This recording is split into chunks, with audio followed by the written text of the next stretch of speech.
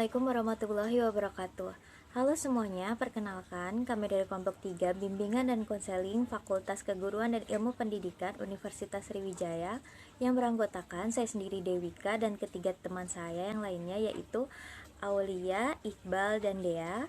Di video kali ini kami akan menjelaskan mengenai penilaian penyesuaian perkawinan kesendirian, bahaya proses penyesuaian karir dan perkawinan, dan keberhasilan penyesuaian diri.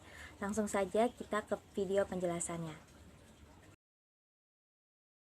Perkenalkan, saya Muhammad Iqbal. Di sini saya akan menjelaskan tentang penyesuaian dengan pasangan, keuangan, dan sukarela untuk tidak punya anak. Pertama, penyesuaian dengan pasangan. Nah, penyesuaian diri dalam berpasangan itu penting agar bisa lebih mengenal satu sama lain dan nantinya bisa beradaptasi dengan perbedaan yang ada. Nah, dengan demikian, pasangan tadi dapat menghindari konflik-konflik yang mungkin terjadi ke depannya karena ada perbedaan tadi. Yang kedua, penyesuaian dengan keuangan. Nah, hidup dalam rumah tangga itu tentu berbeda dengan hidup sendiri, terutama dari segi keuangan. Nah, saya akan menjelaskan beberapa cara mengelola keuangan itu yang perlu diterapkan yang untuk pasangan yang akan menikah. Pertama itu diskusikan tujuan finansial. Maksudnya itu rencanakan tentang bagaimana misalnya memulai tabungan untuk masa depan, rencana investasi, biaya pendidikan anak kelak, hingga persiapan dana pensiun.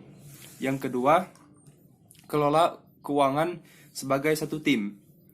Nah, buatlah metode pengelolaan keuangan kita itu seperti menentukan siapa yang menjadi bendahara dalam keluarga. Yang ketiga, terbuka. Misalnya, ada satu pihak dari suami istri itu masih memiliki beban dari keluarganya. Nah, keterbukaan ini nanti akan menghindarkan prasangka buruk dan saling sembunyi-sembunyi yang berujung pada kesalahpahaman. Nah, materi berikutnya adalah tentang sukarela tidak punya anak. Saya akan menjelaskan beberapa alasan mengapa seorang itu belum siap untuk mempunyai anak. Pertama adalah belum punya waktu dan uang.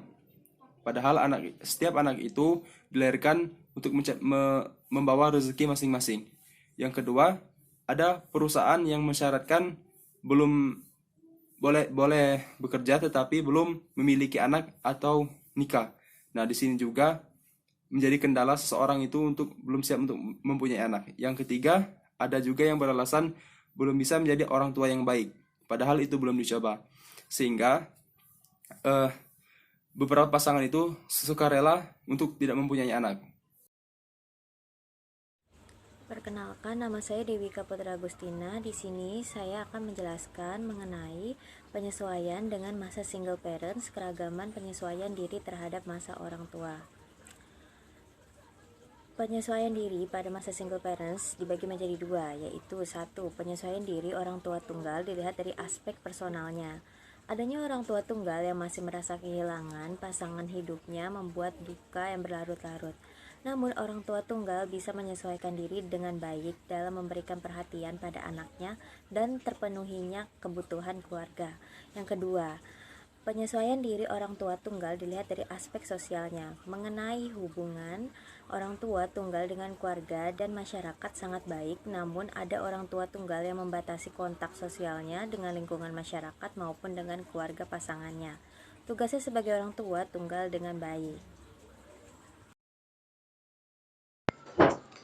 Baiklah, materi selanjutnya yaitu mengenai penyesuaian dalam bimbingan karir, di mana mampu bekerja keras dengan sungguh-sungguh serta berusaha untuk memperoleh hasil yang baik, mampu bekerja teratur dan tertib dalam aturan-aturan yang telah ada. Bekerja teratur dan tertib aturan-aturan yang telah ada ini bekerja secara kreatif dan dapat mengambil keputusan sendiri.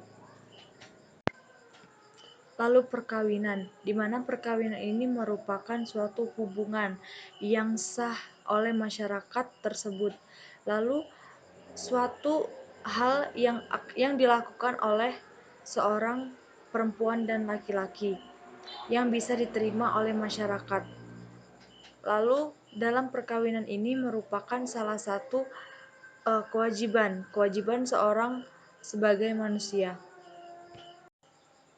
lalu hidup melajang, di mana wanita lajang usia dewasa awal yang bekerja dapat membentuk intimasi meskipun tidak memiliki pasangan. Mereka dapat menjalin dengan teman maupun keluarga yang dianggap dekat. Nah, proses intimasi ini terjadi diawali dengan perkenalan, partisipasi dengan orang lain yang mengakibatkan adanya komunikasi. Lalu perceraian, di mana faktor penyebab perceraian ini terdiri dari faktor internal dan faktor eksternal. Faktor internal ini merupakan faktor risiko berupa ketidakharmonisan dalam keluarga, meliputi kecurigaan terhadap pasangan, komunikasi tidak intens, dan kekerasan dalam rumah tangga. Lalu faktor eksternal yang menjadi faktor risiko berasal dari keterlibatan pihak luar dalam mengurus rumah tangga seperti keikutsertaan orang tua. Kemudian terjadinya perceraian akan menimbulkan beberapa konflik yang harus dialami oleh informan. Lalu kawin lagi, di mana materi ini merupakan masa dewasa awal, biasanya dikarenakan romantis yang pernah dilalui sudah cukup terobati.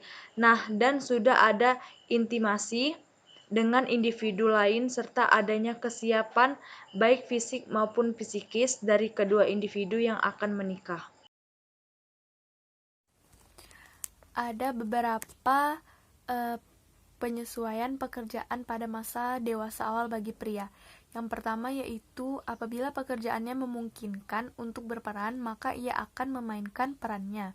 Ia akan merasa sangat puas dan proses penyesuaian berjalan dengan sangat harmonis. Yang kedua yaitu kepuasan dapat diperoleh apabila pria merasa bahwa pekerjaannya menuntut banyak kemampuan yang dimiliki dan hasil pendidikannya. Yang ketiga yaitu proses penyesuaian dengan pekerjaan dipengaruhi oleh cara pria menyesuaikan diri dengan wewenang. Yang keempat, penyesuaian diri terhadap pekerjaan dipengaruhi oleh meningkat atau tidaknya gaji yang diterima.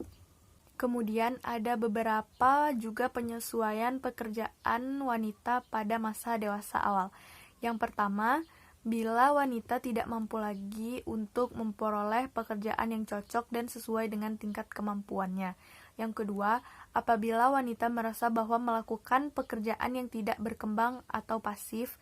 Yang ketiga, banyak wanita tidak menyukai kalau harus melakukan beban pekerjaan atau ganda, yang satu tugas di dunia pekerjaan atau di perkantoran dan yang satu lagi tugas rumah tangganya. Kemudian materi yang ketiga yaitu prestasi dalam penyesuaian pekerjaan bagi masa dewasa awal, yaitu keinginan untuk maju dan berhasil bagi kaum remaja sangat besar dan umumnya terus dibawa sampai masa dewasanya. Usia 20-an menjelang 30-an ketika orang muda tidak dapat menanjak secepat yang mereka harapkan, maka ketidakpuasan pun akan meningkat.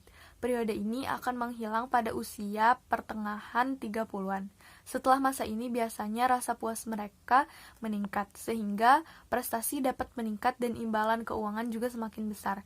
Pekerja yang puas dengan pekerjaannya akan menjadi lebih berdedikasi terhadap pekerjaannya dan lebih loyal terhadap organisasinya.